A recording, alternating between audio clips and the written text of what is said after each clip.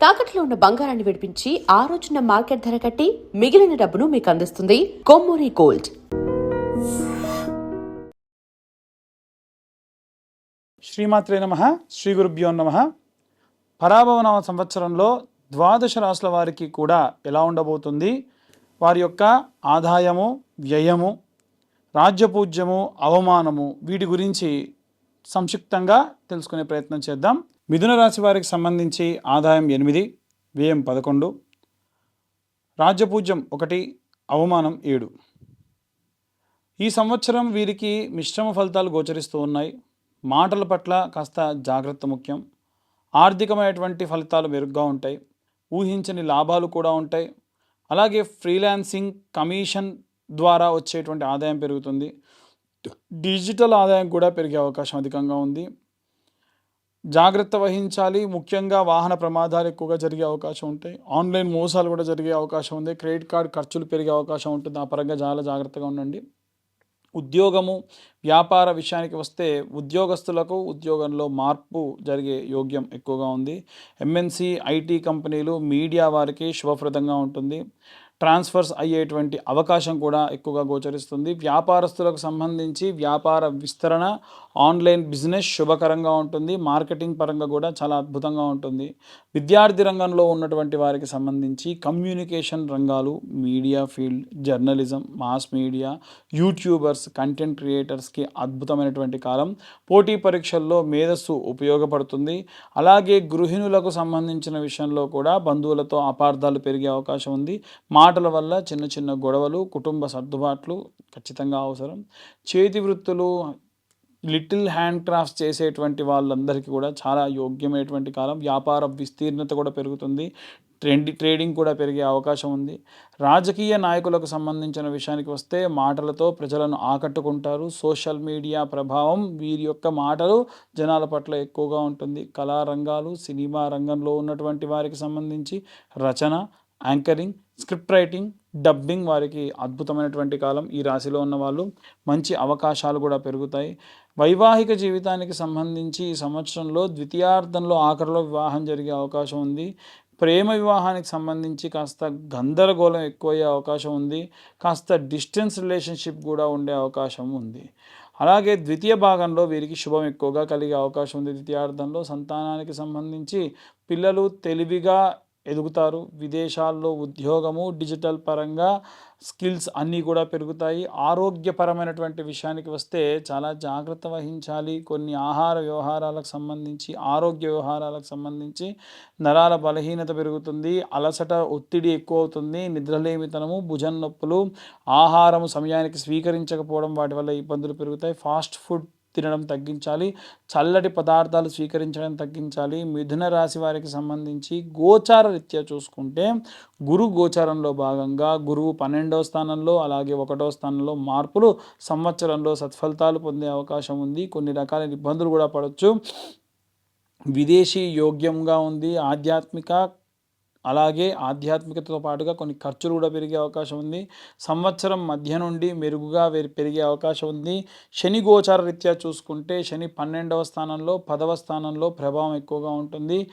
కర్మఫల దాత శని కాబట్టి పరీక్షలు ఎక్కువ పెడతాడు. ఉద్యోగంలో ఒత్తిడి పెరుగుతుంది. నెమ్మదిగా వీరి జీవితంలో ఎదుగుతారు. క్రమశిక్షణగా అన్నీ నేర్చుకుంటారు. రాహుగ్రహం యొక్క ప్రభావం ప్రకారంగా చూసుకుంటే అత్యంత ప్రభావం సోషల్ మీడియా ద్వారా ఉంటుంది. ఆకస్మికంగా మార్పులు, మానసిక చంచలత, నిద్రలేమితనం, జాగ్రత్త వహించాలి. మోసాలు, ఫేస్బుక్ ఫ్రెండ్స్ ద్వారా మోసాలు ఎక్కువగా జరిగే అవకాశం కూడా ఉంటుంది. కేతు గోచార రీత్యా చూసుకుంటే భక్తి, పాత స్నేహాలు, దూరంలోని ఎన్నో రకాలైనటువంటి విషయాలకు సంబంధించి తిరిగి మళ్ళీ స్వభావం పొందే అవకాశం అధికంగా ఉంది. ముఖ్యంగా చూసుకుంటే బుధగ్రహ ప్రభావం వలన మిథున రాశి రాశాధిపతి కాబట్టి అత్యంత కీలకము, శుభం ఈ సంవత్సరం అధికంగా ఉంది. మేధస్సు, మాట తీరు, రచన ప్రతిభ అలాగే వీరికి పెరిగే అవకాశం ఉంది. మాటల వల్ల శత్రువుల్ని కొని తెచ్చుకునే అవకాశం కూడా ఉంది. వీలైనంత వరకు కూడా మార్చి నుండి వీరికి జూలై ప్రాంతం వరకు కూడా గోచారరీత్యా చూసుకున్నట్టయితే కాస్త గందరగోళంగా ఉండే అవకాశం ఉంది. జాగ్రత్త వహించండి. తర్వాతకి ఏప్రిల్ నుంచి జూలై ప్రాంతం వరకు, జూలై తర్వాత నుండి అక్టోబర్ ప్రాంతం వరకు చూసుకుంటే ఉద్యోగంలో మార్పులు, అలాగే ధనలాభము, పేరు ప్రతిష్టలు పెరగడము, అలాగే డిసెంబర్ ప్రాంతం వరకు వచ్చేసరికి స్థిరత్వము, వివాహ యోగ్యము, ఇలాంటివన్నీ కూడా జరుగుతాయి. మిథున రాశి వారికి సంబంధించి చేసుకోవాల్సినటువంటి శాంతి హోమాలు, దేవతారాధన అంటే మహావిష్ణువుని ఆరాధించడము, కృష్ణుడి యొక్క పూజలు, అలాగే సుదర్శన యాగం చేయడం మంచిది. విష్ణు సహస్రనామం నిత్యం పఠించడం విశేషమైనటువంటి శక్తినిస్తుంది. బుధగ్రహ శాంతి హోమాలు, తులసి పూజ కూడా వీరికి అత్యుత్తమమైనటువంటి ప్రభావం కలుగుతుంది. దానాల విషయానికి వస్తే పచ్చ వస్త్రంలో అంటే ఆకుపచ్చ వస్త్రంలో పెసలు, పుస్తక దానము, శుభవర్ణ విషయానికి వస్తే కనుక ఆకుపచ్చ వర్ణము, అలాగే లైట్ గ్రీన్ వీరికి మంచిది. జాతి పచ్చ ధరించడం మంచిది. అది కూడా మీ యొక్క జాతకంలో బుధగ్రహ సంచారాన్ని బట్టి మంచి జ్యోతిషుని కనుక్కొని ధరించడం మంచిది. బుధవారం నాడు ఎట్టి పరిస్థితుల్లో అబద్ధాలు చెప్పడం కానీ, తప్పుగా మాటలు చెప్పడం కానీ, తెలవని విషయాలు మాట్లాడడం కూడా వీరికి ఎక్కువగా ఇబ్బంది పెట్టేటువంటి అవకాశం ఉంది. ఫాస్ట్ ఫుడ్ పరంగా తినేటువంటి ఆహారం తగ్గించుకుంటే మంచిది. ముఖ్యంగా చూసుకుంటే మేధస్సు విషయంలో పెరుగుతుంది. మాటలు జాగ్రత్త అవసరము. అత్యంత ముఖ్యమైనటువంటి విషయాలు చాలా జాగ్రత్తగా సీక్రెట్ని మెయింటైన్ చేయడం మంచిది. ప్రయాణాలు ఎక్కువ అయ్యే అవకాశం ఉంది. రాహుగ్రహ ప్రభావం అధికంగా ఉండడం వల్ల కమ్యూనికేషన్ రంగం వారికి గొప్ప సంవత్సరమని చెప్పొచ్చు. ఓవరాల్గా చూసుకుంటే ఈ యొక్క మిథున రాశి వారికి సంబంధించి స్వక్షేత్రం నందు గురుగ్రహ సంచారము, తృతీయంలో ఉన్నటువంటి కేతుగ్రహం వలన విశేషమైనటువంటి అకౌంటింగ్ డిపార్ట్మెంట్కి సంబంధించి ఏదైనా సరే ఆదాయ వ్యయాలకు సంబంధించి ఉత్తమమైనటువంటి కాలము.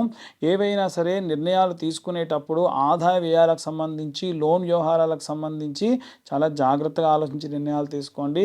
చార్టెడ్ అకౌంటెన్సీ వర్క్ చేసేటువంటి వాళ్ళు, బ్యాంకింగ్ సెక్టార్లో ఉండేటువంటి వాళ్ళందరికీ కూడా అద్భుతమైనటువంటి కాలంగా గోచరిస్తూ ఉంది. ఇవన్నీ కూడా గోచార రీత్యా చెబుతున్నటువంటి విషయములు మాత్రమే.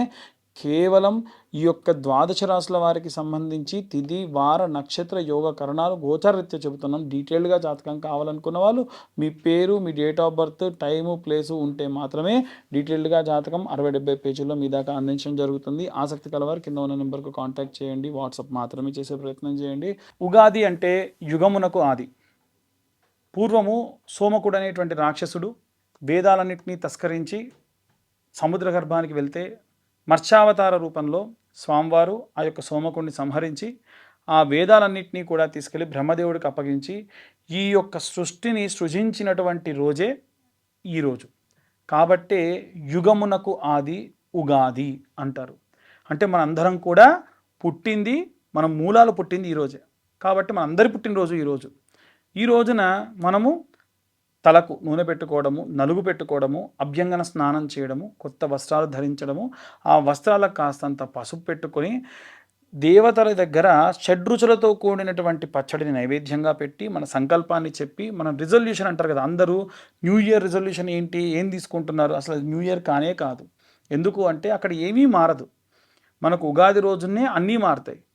ప్రకృతి మారుతుంది, ప్రకృతిలో వాసనలు మారుతాయి, ప్రకృతిలో పక్షుల యొక్క కిలకిల రావాలు మారుతాయి, వాతావరణంలో మార్పులు ఉంటాయి. కాబట్టి ఉగాది మన యొక్క అసలైనటువంటి న్యూ ఇయర్. కాబట్టి ఆ రోజున అందరూ కూడా నూతన సంవత్సర శుభాకాంక్షలు చెప్పుకోండి. ఇదంతా అయిన తర్వాతకి రాజదర్శనం చేయాలి. రాజు అంటే దేవుడే రాజు యొక్క రూపంలో ఉంటాడు అంటారు. ఇప్పుడు మనకు రాజులు దేవత రూపంలో లేరు కాబట్టి విశేషంగా శివకేశవుల యొక్క దర్శనం అంటే దేవాలయానికి వెళ్ళి శివుడిని, విష్ణువుని దర్శించుకోవడం మంచిది.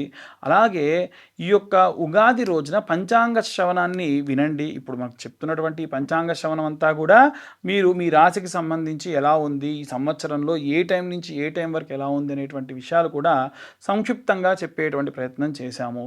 కాబట్టి ఎవరైనా జాతకాలు చెప్పించుకోవాలన్నా ఈ రోజున చెప్పించుకోవచ్చు. అలాగే వీలైనంత వరకు కూడా ఈ సంవత్సరంలో ఎవరికైనా వివాహం కాని వారికి, సంతానం కాని వారికి ప్రత్యేకమైనటువంటి హోమాలు నిర్వహించడం జరుగుతుంది. ఆసక్తి కలవారు కింద ఉన్న నెంబర్కి కాంటాక్ట్ చేయొచ్చు. సర్వే జనా సుఖినో భవంతు. స్వస్తి.